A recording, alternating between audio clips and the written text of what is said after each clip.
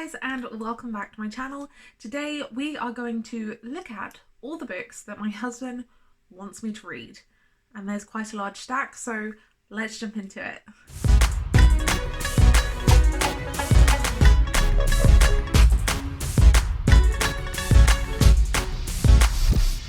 Right, so my husband has left me quite a large stack of books, as well as notes as to why I should read them. He often reads books that I tell him to read and enjoys them, so I figured it might work this way as well. Some of these you've probably heard of, some of these I had never heard of, but that being said, a lot of them are more on the sci-fi realm of things, and I am not big into sci-fi, so this is going to be a new experience for all of us. Right, so let's just start with the top. I've got the note he left as well as the book. So this is The Waking Fire by Anthony Ryan, and I'm assuming it's about dragons because it's got a massive dragon on the front cover, and it just says for decades, the land of Iron Ship Syndicate have been defended by the blood-blessed men and women able to channel the powers contained in the potent blood of the wild drakes. Elite spies and assassins, their loyalty has established the Syndicate's position as the greatest power known in the world. Yet now a crisis looms, the Drake bloodlines are weakening, and war with the Corvantine Empire seems inevitable. The Syndicate's only hope of survival lies with the myth of a legendary Drake whose powerful blood might just turn the tide of the war, if it even exists. The task of hunting down this fabled creature falls to Clayton Tor Creek, a petty thief and unregistered blood-blessed. He's handled many valuable things in his time, most of them illegal, but nothing as priceless as his nation's future. So this sounds like something I'm going to enjoy a lot. This is the first in a 3-book series, so yeah. So onto my husband's note, and he says, I really enjoyed the take on a dragons versus magic versus human world with a sprinkling of steampunk for good measure. It also plays with exploring an abandoned civilization plot, which is an immediate seller for me. So I'm excited. I know he really loves this book series. It's like one of his favourite of all times. So I'm going to read it. It has its beloved spot on his side of the bed, on our favourite shelves. So I'm nervous, I'm excited. We'll see what I think of this. I am planning on vlogging me reading these, but they will be broken down into like a part 1, part 2, and possibly a part 3 because there are some chungers on here. But yeah, so dragons. I'm interested. I want to read this. I'm thinking 5 stars. Predicting it's going to be a 5-star. The next book is Ready Player One by Ernest Cline. I'm sure a lot of you, if not all of you, know about this book. I have been putting this off for ages. My husband took me to see the film and I enjoy the film, so I have a feeling I'll enjoy this, and let's just read the synopsis, shall we? It says, it's the year 2044 and the real world has become an ugly place. We're out of oil, we've wrecked the climate, famine, poverty and disease are widespread. Oh no. Like most of humanity, Wade Watts escapes this depressing reality by spending his waking hours jacked into the Oasis, a sprawling virtual utopia where you can be anything you want to be, where you can live and play and fall in love on any of the 10,000 planets. And like most of humanity, Wade is obsessed by the ultimate lottery ticket that lies concealed within the alternate reality. Oasis founder Jim Halliday, who dies with no heir, has promised that control of the Oasis and his massive fortune will go to the person who can solve the riddles he has left scattered throughout his creation. For years, millions have struggled fruitlessly to attain the prize, knowing that the riddles are based on Halliday's obsessions with 80s pop culture. And then Wade stumbles onto the key to the first puzzle. Suddenly he finds himself pitted against thousands of competitors in a desperate race to claim the ultimate prize, a chase that will soon take on terrifying real-world dimensions that will leave both Wade and his world profoundly changed. I'm excited for this one. This is another one I'm going to predict that I will have 5 stars. But let's just look at the note my husband left, and he said, this book and my husband says that this book somehow creates nostalgia for 1980s, 1990s video games. Even if you've never played some of them, it reminds him of Saturday mornings or evenings after school. So yeah, I'm really excited to read this. I genuinely think this will be another 5 stars for me. I'm worried I'm not going to like it, but I'm hoping. So I'm hoping I'm going to like it. Fingers crossed. Jumping straight into the sci-fi now, because I believe well, no, okay, there's a couple more that aren't just sci-fi, but jumping first into sci-fi with Leviathan Wakes by James S.A. Corey. My husband loves this. I know he loves this. He loved this book. He told me when he read it that he loved it. He also watched the entire Amazon show, so I know he likes it. I have no clue what it's about. I know it's a space opera, and I know it's like 7 books long, which is daunting in itself, because do I really need to start a new series? But I want to start to give sci-fi a chance. I really did like the Illuminae series. I liked Artemis. I liked the Waking Gods. So anyway, I want to give this a go. It terrifies me. Shall we figure out what it's about together? Welcome to the future. Humanity has colonized the solar system, Mars, the moon, the asteroid belt and beyond. But the stars are still out of our reach. Jim Holden. Why did that strike a chord? Anyway. Sorry, distracted. Jim Holden is an officer on the ice miner, making runs from the rings of Saturn to the mining stations of the belt. When he and his crew stumble upon a derelict, God, English is hard today, derelict ship, the Scorpuli, they find themselves in possession of a secret they never wanted, a secret that someone is willing to kill for, and kill on a scale of unfathomable to Jim and his crew. War is brewing in the system, unless Jim can find out who left the ship and why. Detective Miller is looking for a girl. One girl in a system of billions, but her parents have money and money talks. When the trail leads him to the Scorpuli and rebel sympathizer Holden, he realizes that the girl may hold the key to everything. Holden Miller must thread the needle between the Earth government and the outer planet revolutionaries and secretive corporations, and the odds are against them. But out in the belt, the rules are different, and one small ship can change the fate of the universe. Sounds intriguing. My interest is piqued. Let's see what the husband has to say. I like space travel sci-fi that feels like it could be vaguely rooted in fact, and also where the science fiction side is the setting, but not the story. This is both. It helps that the Expanse TV show is a pretty faithful retelling of the book. So yeah, if you like this, check out the show. He recommends it, but I don't know. I don't want to rate this low. I want to love it, but I don't know. I can't give it a star rating because I'd feel really bad. I'm not going to predict it. Hopefully I love it. As close as a blockbuster you'll get in book form. That's saying a lot. So the next 4, I just want to rip the band-aid off because I feel like I'm going to be judged hardcore. I've never read some of these. Let's just pick up the first one. Again, sci-fi. My husband really likes sci-fi, and this is The Martian by Andy Weir. No, I haven't read it yet, and I am deeply ashamed. I really wanted to read this, and I even picked up Artemis thinking that, that's young adult, it'll get me in the mood for this, and yet I still haven't picked it up. My brother has read this and loved it. Everyone has read this and loved it, and I'm feeling left out. But let's just read the back. It says, I'm stranded on Mars. I have no way to communicate with Earth.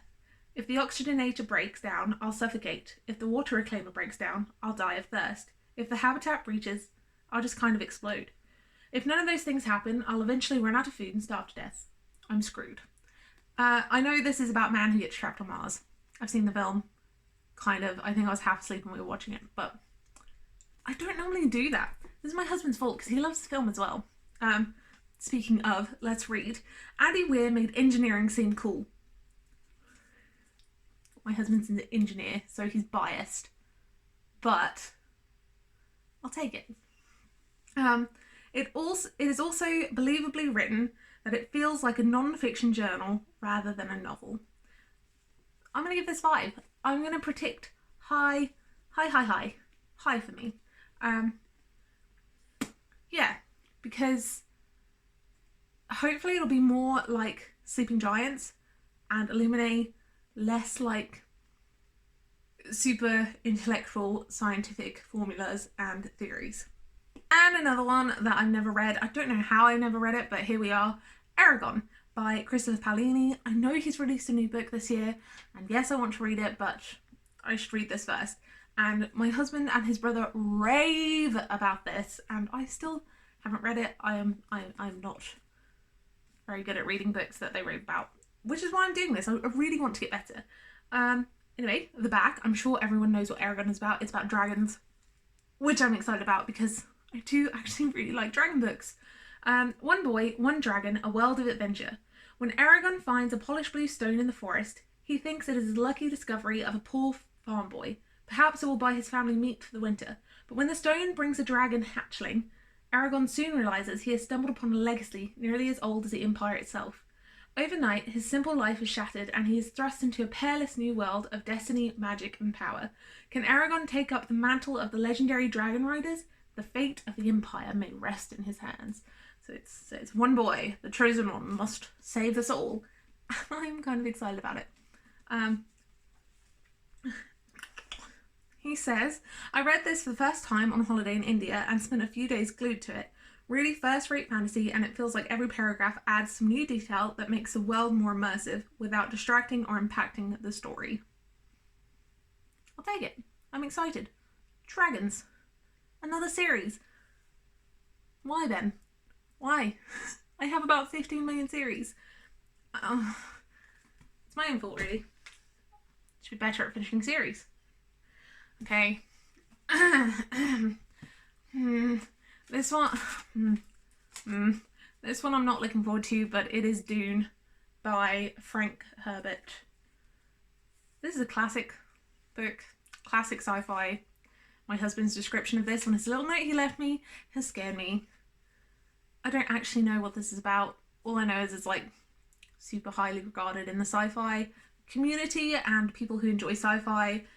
This is like the classic sci-fi you must read. The spice melange is the rarest and most valuable element in the universe. It does everything from increasing a person's lifespan to making interstellar travel possible, and it can only be found on a single planet, the inhospitable desert world of Arrakis. Whoever controls Arrakis controls the spice, and whoever controls the spice controls the universe.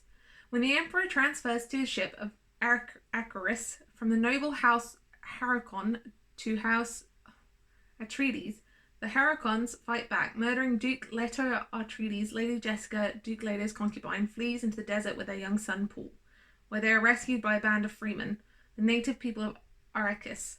The freemen control Arrakis' second greatest resource, the monstrous worms. Oh no, worms! Oh. He's got a thing with worms. He made me watch this film. It's like one of his favourite. I can't remember the name now, but it's got Kevin Bacon in it, and it's about giant worms. The monstrous worms that burrow beneath the burning desert sands. In order to raise an army, avenge his father, and retake Arrakis from the Harkonnens, Paul must earn the trust of the freemen and lead a tiny army against the innumerable forces aligned against them. His journey will change everything. I want to watch the movie, so I'll read it. I didn't know it had worms in it, so I'm less excited. Sorry. A cult classic sci-fi. It's hard to add this to a list without it sounding like I'm jumping on the bandwagon, but it is very good, if a bit heavy to get stuck into quickly. I'm not rating this one because it ain't high. It ain't high on my list. I'm just doing it because I love you. If you're watching, which I think you are. So, just... Oh, God. And then... I see. You're funny. This is huge. Anyway, The Stand by Stephen King.